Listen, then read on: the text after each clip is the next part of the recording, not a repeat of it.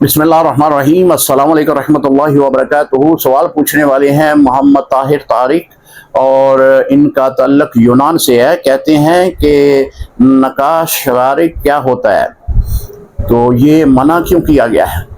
جی، یہ نکاح کی تفصیل میں یہ عرض کر دوں۔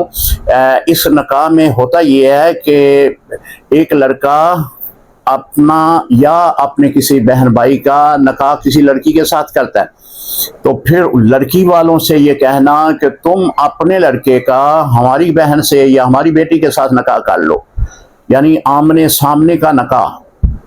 ہمارے ہاں ادھر جو پنجاب میں ہے اسے وٹے کا نکاح بھی کہتے ہیں، تو وٹے کا نکاح کر لینا اور یہ کہنا کہ حق مہر ہم مقرر نہیں کرتے، یہ جو نکاح کر رہے ہیں یہی ایک دوسرے کا حق مہر ہے، تو ایسے میں اس نکاح کو منع کیا گیا ہے، کیونکہ اس میں عورت کی حق تلفی ہوتی ہے۔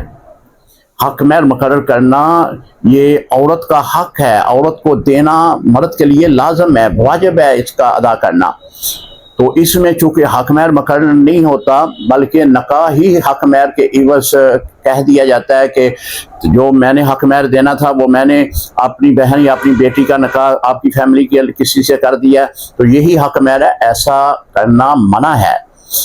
ہاں، اگر نکاح کریں گے نکاح ہو جائے گا، لیکن اس کی صورت اب یہ ہے کہ پھر حق مہر چونکہ نکاح کے وقت مقرر نہیں کیا گیا، تو اب جو حق مہر ہے وہ حق مہر مثلی ہوگا۔ مثلی کا مطلب یہ ہے کہ اس فیملی کی جو عورتیں ہیں ان کا جو حق مہر مقرر کیا گیا ہے وہی حق مہر اس نکاح میں مقرر کیا جائے گا، لیکن اس نیت سے یہ نکاح کرنا منع کیا گیا ہے کہ اس کی بڑی وجہ یہی ہے کہ اس نکاح میں عورت کی حق تلفی ہے۔